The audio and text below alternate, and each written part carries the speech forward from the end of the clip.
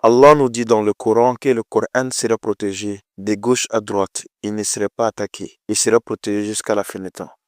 Mais est-ce que Allah a dit que les hadiths seront protégés? Dans le Coran, Allah nous dit que si le Coran venait de quelque chose d'autre ou d'un être humain, alors il y aura beaucoup de contradictions dans le Coran. Mais est-ce que Allah a dit la même chose sur les hadiths?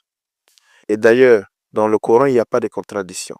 Mais dans les hadiths, il y a plusieurs contradictions. Attention, il y a des savants qui se sont forcés à mettre une science pour ne pas avoir des contradictions dans les hadiths. C'est-à-dire, ils savent qu'il y a une contradiction et ils ont fait les efforts pour ne pas qu'on sente qu'il y a des contradictions. La première chose, c'est-à-dire, ils prennent deux hadiths contradictoires pour les mettre ensemble pour lui donner une interprétation. Deuxième, ils prennent deux hadiths, s'ils se contredisent, alors ils abrogent un hadith et ils laissent l'autre hadith. Troisième solution, lorsque deux hadiths se contredisent, alors ils regardent l'hadith qui est la plus récente. Si l'hadith est de 2024 et l'autre hadith est de 2025, alors ils vont supprimer l'hadith de 2024. Au lieu de dire la vérité aux musulmans, ils préfèrent mentir et chercher des faux arguments pour pouvoir réconcilier les hadiths qui se contredisent.